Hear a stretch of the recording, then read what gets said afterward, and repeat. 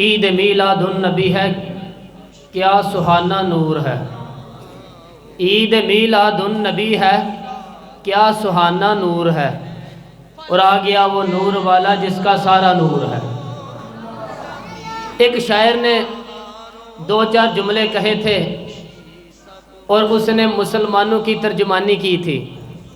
اس نے کہا تھا کہ بہلتے کس جگہ، جی اپنا بہلانے کہاں جاتے، تیری محفل سے اٹھ کر تیرے دیوانے کہاں جاتے، اور خدا کا شکر شمع رخ لیے آئے ہو محفل میں، اگر پردوں میں چھپے رہتے تو یہ پروانے کہاں جاتے۔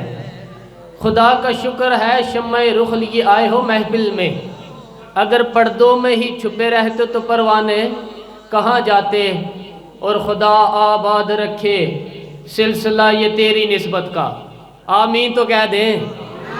خدا آباد رکھے سلسلہ یہ تیری نسبت کا، وگرنہ ہم پری دنیا میں پہچانے کہاں جاتے۔ عزیز دوستو، یہ بڑا پربہار موقع ہے، یہ مسرتوں کا، شادمانیوں کا، خوشیوں کا، اور ایسے ہے جیسے سارے چمن میں بہار سی کھلی ہوئی ہے، ایسے ہے جیسے کوئی بیماروں کو شفا دے گیا، اور ایسا محسوس ہو رہا ہے کہ جیسے گلیاں اور بازار بول کر کے کہہ رہے ہوں کہ نہیں، آج اللہ نے ہر چیز کوئی بہار عطا فرمائی ہے۔ یہ ٹھنڈا ٹھنڈا ماحول اور یہ مہکا ہوا خوشبودار موسم، یہ میرے نبی پاک علیہ السلام کے میلاد مبارکہ کی خوشی منا رہا ہے۔ عزیز دوستو، اللہ تبارک و تعالی نے سب سے زیادہ پیار اپنے محبوب پاک علیہ السلام سے فرمایا۔ نبی پاک صلی اللہ علیہ وآلہ وسلم فرمایا کرتے تھے صحابہ سے کہ الا و انا حبیب اللہ، خبردار کان کھول کے سنا کرو، میں اللہ کا محبوب بن کے آیا ہوں۔ اللہ نے اپنے حبیب علیہ السلام سے محبت فرمائی ہے، اور اتنی محبت فرمائی محبوب پاک سے کہ فرمایا حبیب ہاتھ تیرے نہیں میرے ہیں، محبوب زبان تیری نہیں بلکہ میری ہے، محبوب یہ بولنا تیرا نہیں، یہ بولنا میرا ہے۔ اور کہا اے محبوب، یہ شمس و قمر بنا میں نے دیے ہیں، پر قبضہ و اختیار میں تیرے دے دیے ہیں۔ اللہ نے بڑی محبت فرمائی۔ میں کبھی کبھی سوچتا ہوں کہ اللہ تعالیٰ کو نبی پاک کی امت سے بھی تو بڑا ہی پیار تھا نا۔ جس محبوب کو رب نے سب سے زیادہ پیار دیا وہ رسول اللہ نے ہمیں عطا فرما دی۔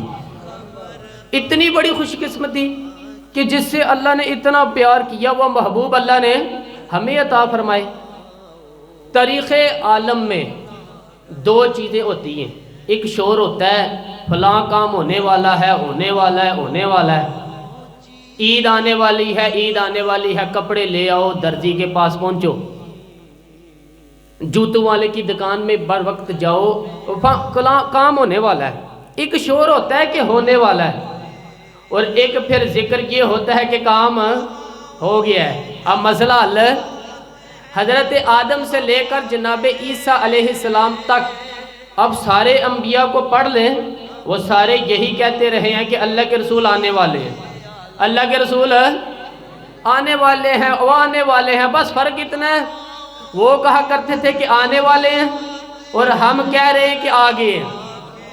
بس ساری امتیں حضور کی ذکر کرتی رہی۔ وہ کہا کرتے تھے کہ علامہ اسماعیل حقی نے تفسیر روح البیان میں لکھا ہے، امام سیوطی نے الخصائص الکبریٰ میں لکھا ہے، جناب آدم کے انتقال کا وقت آیا تو اپنے بیٹے حضرت شیش کو بلایا، اور بلا کے فرمانے لگے شیش میں جا رہا ہوں بیٹے، لیکن یاد رکھنا ساری زندگی ایک کام نہ بھولنا۔